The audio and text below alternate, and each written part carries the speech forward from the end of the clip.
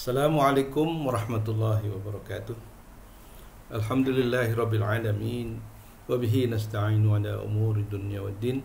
Wassalatu wassalamu ala sayyidil mursalin Sayyidina Muhammadin wa ala alihi wa sahbihi ajma'in. Asyhadu an la ilaha illallah wahdahu la syarika lah. Wa asyhadu anna Muhammadan abduhu wa rasuluh la nabiyya ba'dah. Amma ba'du. Para mahasiswa dan mahasiswi yang saya cintai serta para pemirsa pada umumnya, pertama-tama marilah kita panjatkan puji dan syukur kehadirat Allah Subhanahu wa taala yang telah memberikan kita kesehatan sehingga kita bisa menjalankan apa yang telah kita rencanakan dari perkuliahan ini. Dan semoga saja Allah memberikan kita semua kesehatan sehingga bisa merampungkan mata kuliah studi Islam kedua ini dengan lancar dan baik. Baiklah, pada kesempatan ini saya hanya akan memberikan semacam pengantar secara umum bagi mata kuliah studi Islam ini. Semoga dengan ini kita bisa mengerti apa yang sebenarnya akan kita bahas pada masa-masa yang akan datang, ya, sampai semester ini berakhir. Jadi studi Islam 2 ini tentunya merupakan kelanjutan daripada studi Islam 1 pada semester 1 dan studi Islam 2 tentunya pada semester 2 pada prodi yang baru kali ini saya mengajarkan setelah udah agak lama, ya, lama sekali tidak mengajarkan, yaitu apa yang dulu disebut perbandingan agama tetapi sekarang disebut SAA, studi agama-agama. Jadi selamat berjumpa dengan saya di prodi ini. Adapun tujuan daripada perkuliahan ini adalah di mana mahasiswa diharapkan dapat memahami berbagai aspek yang berkembang dalam Islam, ya, baik dari pengertiannya, latar belakangnya, manfaatnya dan sikap kita kepadanya, ya kan?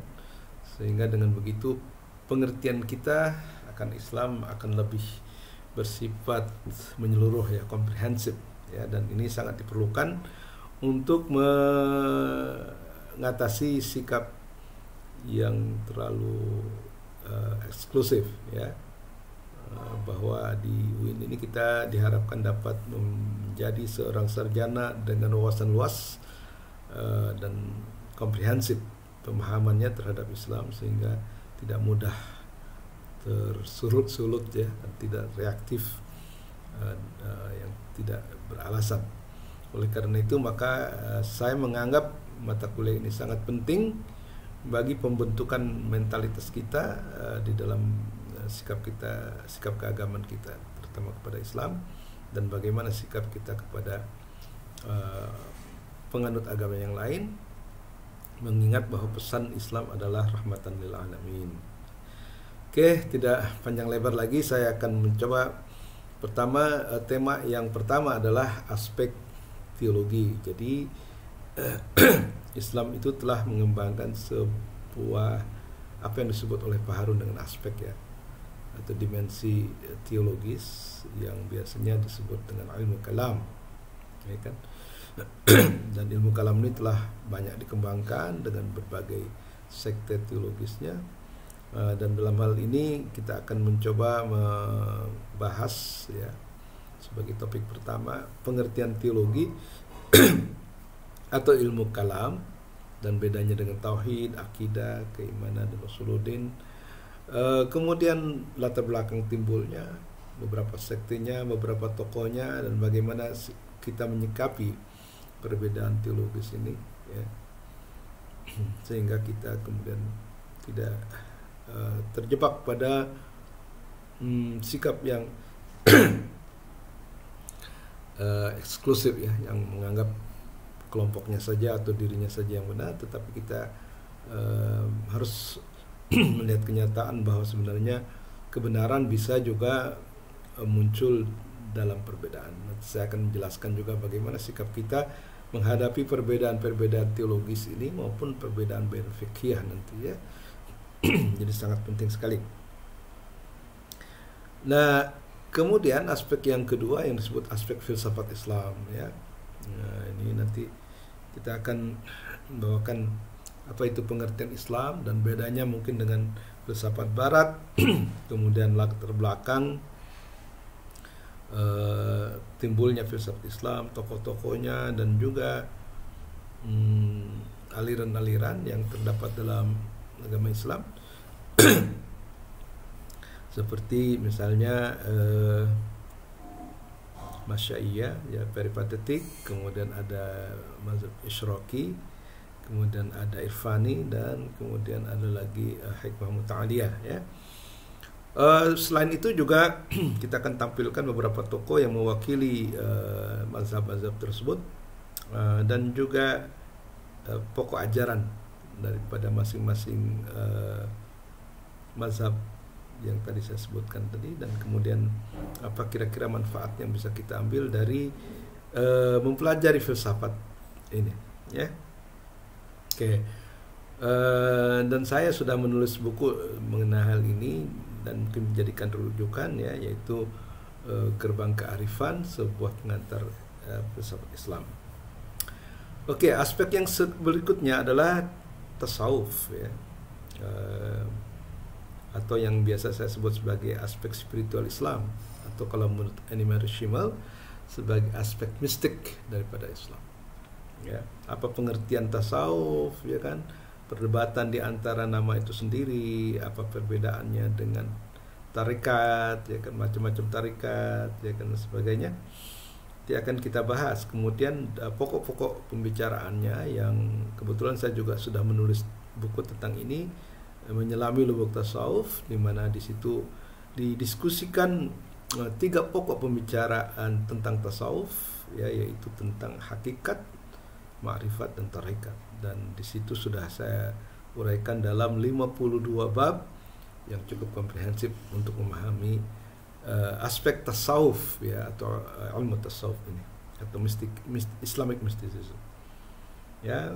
Setelah itu yang bagian keempat adalah aspek fikih atau hukum Islam, di mana kita akan membahas tentang apa perbedaan fikih, pengertian fikih, dan apa bedanya dengan misalnya syariat ya, kemudian juga pengertian usul fikih dan beberapa kaidah fikih tentunya,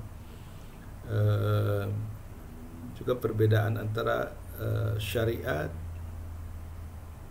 dan ma'rifat ya, atau hakikat. Kemudian akan kita bahas juga tentang latar belakang munculnya fikih, mazhab-mazhabnya, baik di dunia Sunni maupun di dunia Syiah, ulama-ulama yang terkenal, kemudian ruang lingkup fikih yang biasanya dibagi 2 ya, ibadah dan muamalah. Dan bagian muamalah itu juga nanti ada jinayah, ada munakaha ya kan, ada tijarah dan sebagainya, itu yang akan kita bahas nanti. Kemudian perlu juga kita mendiskusikan bagaimana menyikapi perbedaan-perbedaan mazhab fikih ini, dan insyaallah saya akan berikan satu gambaran tentang solusi terhadapnya ya, terhadap perbedaan itu. Kemudian tentu saja manfaat yang bisa kita peroleh dari mempelajari fikih ini ya. Oke, kemudian aspek yang kelima adalah tentang sains dan matematik dalam Islam, dan ini memang sebelumnya belum ada ya tentang ini, dan saya kebetulan sudah menulis tentang sains dan matematik dalam Islam, sehingga itu akan menjadi buku rujukan ya di sini. Nah, di situ nanti akan dibahas bagaimana munculnya sains dalam Islam, bidang-bidangnya saja, lingkupnya apa saja ya kan, kemudian karya-karyanya, tokoh-tokohnya, dan sumbangannya terhadap peradaban dunia Islam dan juga dunia pada umumnya ya. Nanti kan sangat menarik ya, insyaallah, seperti yang akan nanti kita diskusikan berikutnya, dan berdasarkan kepada buku saya Sains dan Matematik dalam Islam yang diterbitkan oleh Usul Press ya, pada tahun 2011 kalau tidak salah. Ya, kemudian selain itu ada aspek pembaharuan Islam. Ya, aspek pembaharuan Islam atau aspek pembaharuan dalam Islam. Itu meliputi pengertian, kemudian yang biasanya disebut pembaharuan itu reformasi ya. Kemudian apa perbedaannya reformasi dengan modernisasi misalnya, atau dengan revitalisasi, dengan rekonstruksi, aktualisasi dan interpretasi misalnya. Itu nanti kita akan kembangkan berikutnya ya. Kemudian juga latar belakang mengapa lahir pembaharuan, pro kontra terhadapnya dan juga barangkali adalah tokoh-tokoh ya, dan juga penting apa manfaat yang kita bisa ambil dari perdebatan mereka dalam aspek pembaharuan Islam ini. Ini kan tokoh-tokoh seperti Muhammad Abduh tentu saja akan masuk, Jalaluddin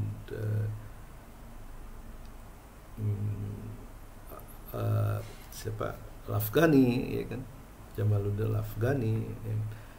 Kemudian Iqbal, Muhammad Iqbal, kemudian yang lain mungkin termasuk pembaharu yang lain lah ya, baik dari negeri Mesir maupun dari mungkin Iran ya kan, dan juga subkontinen India.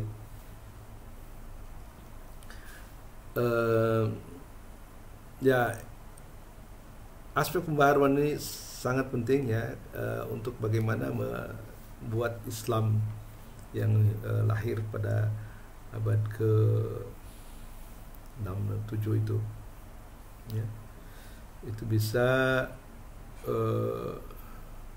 merespon ya terhadap kebutuhan zaman modern ini, sehingga kemudian kita bisa melihat relevansi ajaran Islam terhadap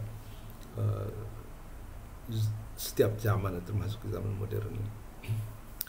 Kemudian aspek yang lain yang juga sangat penting untuk dibicarakan yaitu sumbangan Islam terhadap peradaban Barat. Dan ini sangat menarik sekali sebenarnya, betapa besar sumbangan Islam terhadap Barat setelah tentunya ada kontak Barat dan Islam melalui perang salib ya. Kemudian kehadiran Islam di Spanyol, Andalusia juga memberi sangat banyak pengaruh terhadap perkembangan Islam, perkembangan sains di Barat ya kan? Dengan misalnya diterjemahkannya mungkin bukan ratusan ribuan karya-karya Islam Arab ke dalam bahasa Latin dan Ibrani ya. Nanti kita akan mendiskusikan pusat-pusat penerjemahan baik yang di Palermo, yang di Sisilia maupun di Prancis ya. Selain tentunya yang ada di Andalusia sendiri ya. Bagaimana penerjemahan ini dilakukan dengan seksama oleh para sarjana Islam baik yang Yahudi maupun yang non Yahudi ya. Kemudian dengan dukungan Raja Sisilia, maka penerjemahan ini dilakukan besar-besaran dan akibatnya bisa menimbulkan apa yang disebut dengan Renaissance di Italia atau Eropa, yang sangat berpengaruh terhadap peradaban modern saat ini. Nah, selain itu kita juga akan membahas tentang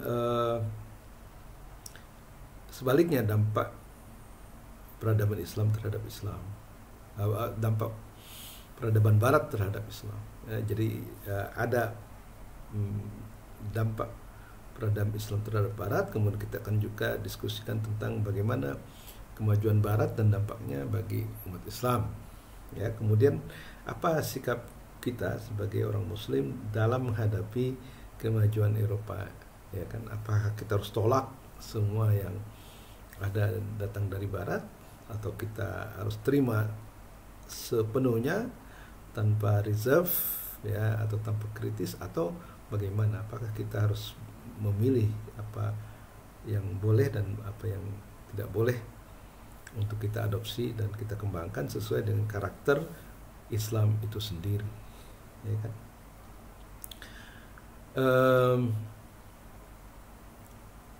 Nah, telah banyak buku yang dikarang tentang ini tentu saja, dan saya pun pernah memberikan mata kuliah ini, ya kan, di UBD, University Brunei Darussalam, dan di situ kita akan memberikan contoh-contoh bagaimana karya-karya peradaban Islam dalam banyak bentuk, ya, misalnya dalam karya ilmiah, baik di bidang natural sciences, ya, ilmu alam atau astronomi maupun matematik, kemudian di bidang yang lain tentunya seperti arsitektur, ya kan, juga dalam rumah sakit, dan bagaimana rumah sakit telah menjadi model yang dikembangkan di Eropa pada akhirnya. Demikian juga madrasah, ya, dan seperti madrasah Nizamiyah atau Mustansyiriyah itu telah menjadi contoh bagi dan mendorong tumbuhnya universitas besar di Eropa seperti Oxford, ya, Budapest dan Paris dan sebagainya. Sangat kaya sekali sebenarnya peradaban Islam ini, dan insya Allah kita akan nanti diskusikan ini, ya, sehingga kemudian kita akan mengerti betapa besar sebenarnya peradaban Islam itu dan sumbangannya baik bagi dunia Islam itu sendiri maupun dunia pada umumnya, ya. Kemudian topik berikutnya, perkembangan Islam di Barat. Ya, ini mungkin lebih kontemporer, ya, masuknya orang Islam dan berkembangnya Islam di Barat. Nah, itu akan menjadi salah satu topik, ya. Terus faktor-faktor yang menyebabkan Barat tertarik pada Islam, kalau yang benar. Kemudian aspek-aspek Islam yang memang dikembangkan di Barat, ya, dan kemudian pertumbuhan tempat ibadah di pusat-pusat dan pusat-pusat kajian Islam di Barat, ya, seperti program master dan PhD di Barat dan dampaknya bagi dunia Islam, ya. Dan ini sangat menarik sekali, ya, karena ternyata banyak imigran Muslim yang tinggal misalnya di Eropa, terutama di Inggris dan juga di Amerika. Mereka sudah lama di sana,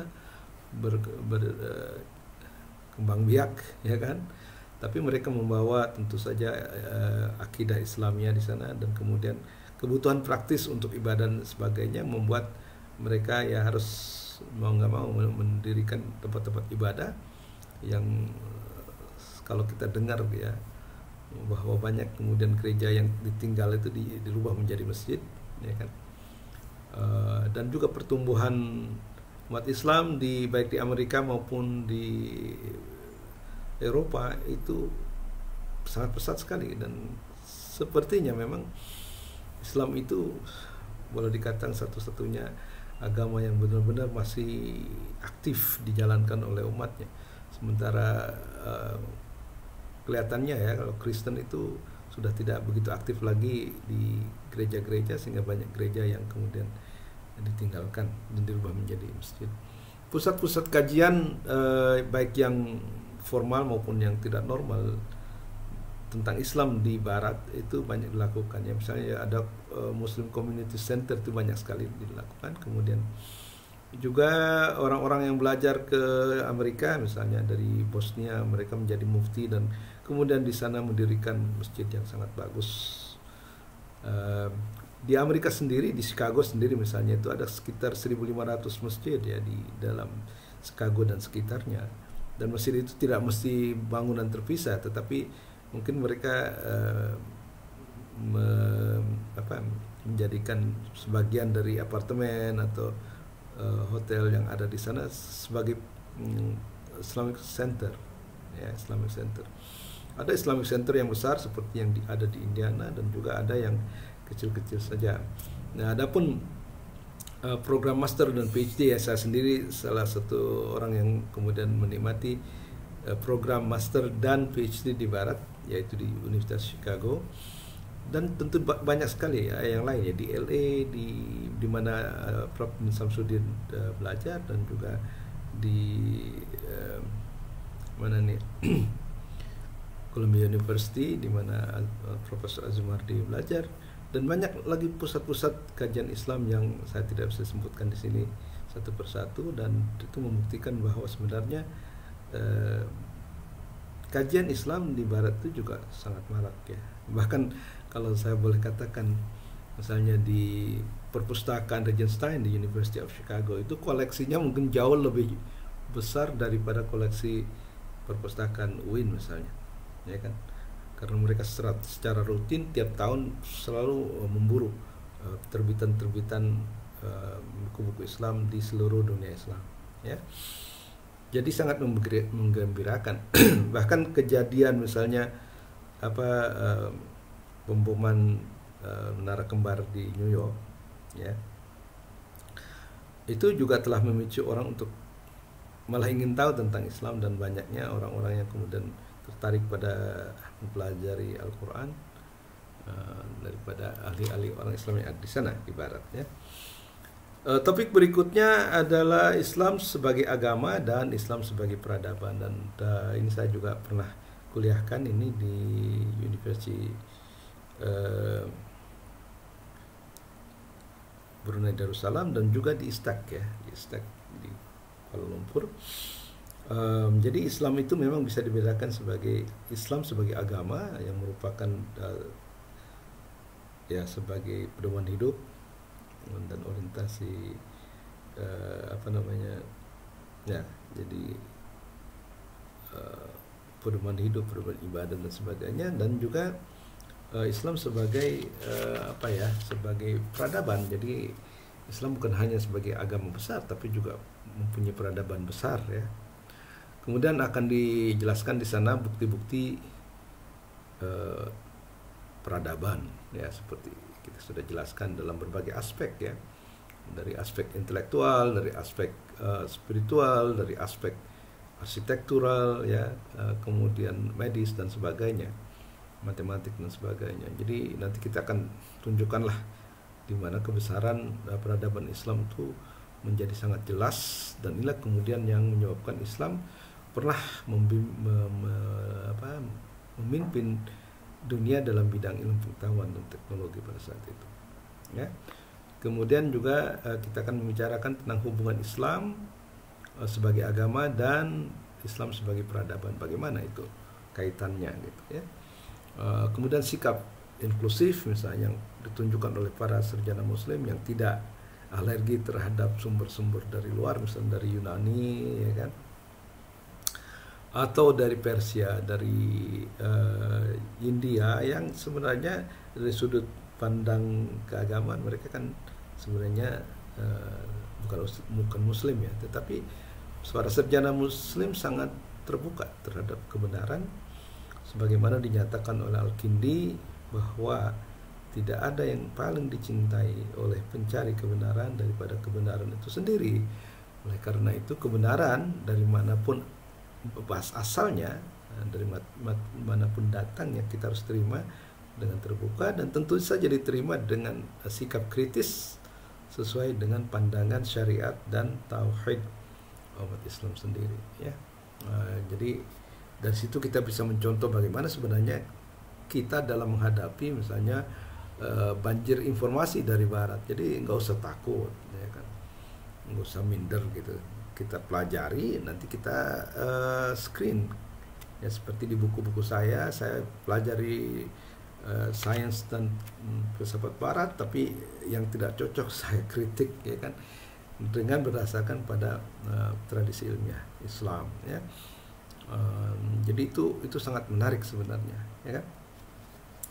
Nah, demikian juga pada tema berikutnya, Islam Nusantara, ya, Islam Nusantara. Nah, ini pada saat ini menjadi polemik, ya, Islam Nusantara itu apa maksudnya, ya. Oleh karena itu perlu kita jelaskan apa pengertian Islam Nusantara itu, baik secara sosiologis, filosofis maupun historis. Apakah memang ada karakteristik Islam Nusantara itu yang mungkin sedikit berbeda dengan Islam yang dikembangkan di tempat-tempat yang lain, misalnya di Timur Tengah maupun di subkontinen, ya kan, baik dari sudut pandang fikih, teologi maupun tasawuf, ya kan.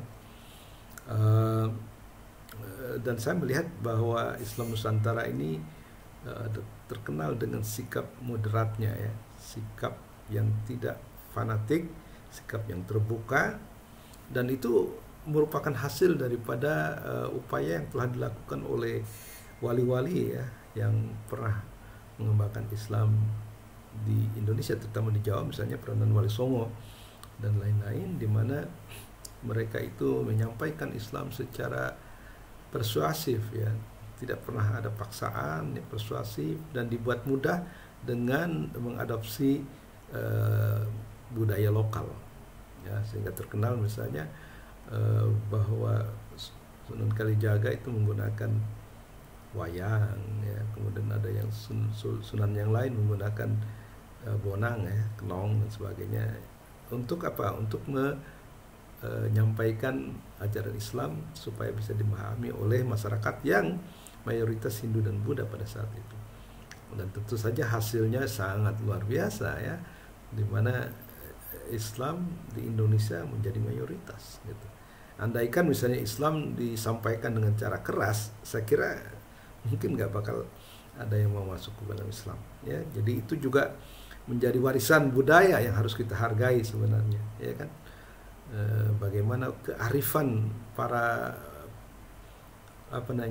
dai Islam, ya, dulu, ya, di Nusantara ini, dan tentunya akan menjadi model, ya, bagi kita untuk kita ikuti.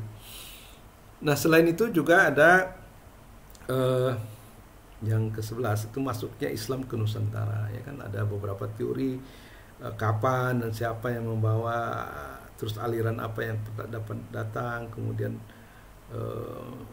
aliran apa yang datang berikutnya dan menjadi dominan, misalnya, ya kan. Apakah betul itu bahwa Islam datang ke Nusantara sudah pada abad ke-8, misalnya pada masa-masa kejayaan Abbasiyah, ya kan. Apa betul begitu? Dan kalau begitu apakah waktu itu sudah ada Sunni, aliran Sunni yang lahir sebenarnya pada abad ke-9 oleh misalnya Abu Hasan Al-Asy'ari. Jadi itu sangat menarik lah istilahnya. Sangat menarik untuk mendiskusikan kapan Islam datang ke Nusantara, melalui apa, ya, medianya, dan kemudian bagaimana perkembangannya setelah kemudian terdapat kesultanan Islam di Nusantara ini, baik yang mungkin ada di Aceh, ya, di Perlak, kemudian Samudra Pasai, dan kemudian menjadi Aceh,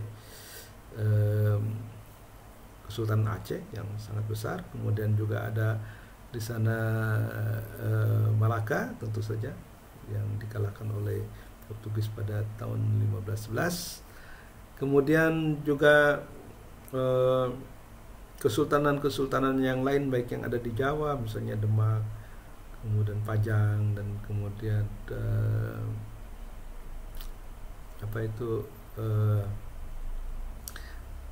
yang dibawa oleh Sultan Agung, ya, Mataram Islam, dan kemudian juga yang dibawa ke Jawa Barat misalnya oleh salah seorang wali Solo, wali Songo, yaitu Syarif Hidayatullah, dan kemudian perkembangannya kepada Kesultanan di Banten dan sebagainya. Kita akan coba melacak ini, ya. Sangat menarik, ya. Kemudian tentu saja ulama-ulamanya yang terkenal, ya, baik dalam bidang fikih, terutama dalam bidang tasawuf, ya, bahkan tasawuf falsafi seperti Hamzah Pansuri, kemudian Samsuddin Sumatrani, Abdul Rauf Singkili, kemudian Abdul Somad Al-Palembang, dan yang lain-lain, ya. Kemudian kemajuan Islam di Indonesia itu akan menjadi topik yang berikutnya, di mana di sini kita mungkin akan lebih melihat bagaimana kerajaan-kerajaan Islam di Indonesia itu berkembang dengan sangat pesat ya, dan bahkan boleh dikatakan sebelum merdeka itu ya Nusantara ini terdiri dari kesultanan ya, kesultanan yang ada di Indonesia dan juga di Nusantara ya, baik itu di misalnya Brunei, Filipina maupun di Malaysia ya. Jadi memang kerajaan-kerajaan Islam inilah yang kemudian sangat berpengaruh dalam Islamisasi di Indonesia ya. Kemudian ada lagi topik berikutnya, pengaruh Islam terhadap lahirnya lembaga-lembaga keagamaan dan politik di Indonesia. Ya, tentu saja misalnya yang terutama Muhammadiyah dan NU ya. Nanti kita akan jelaskan di sini kenapa dan siapa tokohnya yang mendirikan Muhammadiyah dan siapa tokoh yang mendirikan NU dan bagaimana karakteristik dari masing-masing dan strateginya dalam pendidikan ya kan. Misalnya Muhammadiyah lebih mengadopsi cara-cara modern Barat ya dalam sistem pendidikannya, sementara NU bertahan pada tradisi pengajaran Islam tradisional dalam bentuk pesantren-pesantren, dan keduanya telah memberikan sumbangan yang signifikan terhadap perkembangan Islam di Indonesia. Kemudian pada pertemuan ke-14, dan itu merupakan pertemuan yang terakhir ya, tapi masih bisa ditambahkan nanti, yaitu tantangan dan peluang bagi masa depan peradaban Islam. Dan apakah Islam yang sudah ada sekarang ini akan memberi peluang bagi terwujudnya peradaban Islam yang khas di Indonesia atau mungkin secara umum di Asia Tenggara? Dapatkah kita mewujudkan itu sebagaimana yang banyak diharapkan, salah satunya oleh Pak Zurrahman. Jadi Pak Zurrahman pernah membayangkan bahwa renaissance Islam itu akan muncul bukan di daerah-daerah Timur Tengah, tetapi justru di daerah Asia Tenggara, khususnya Indonesia dan Malaysia ya. Dan itu saja, dan kalau kita masih mau menambahkan itu bagaimana mewujudkan pribadi sarjana yang berwawasan keislaman, kemodernan dan keindonesiaan. Nah, itu saja barangkali ya rekan-rekan mahasiswa yang saya cintai dan para pemirsa umumnya yang mungkin kebetulan melihat video ini. Mudah-mudahan apa yang saya sampaikan ini, terutama bagi mahasiswa SAA ya, studi agama-agama ini, memberi gambaran yang sedikit lebih jelas tentang apa yang akan saya sampaikan pada kuliah semester ini ya. Demikian saja, lebih kurangnya saya mohon maaf. Billahi taufiq wal hidayah. Wassalamualaikum warahmatullahi wabarakatuh.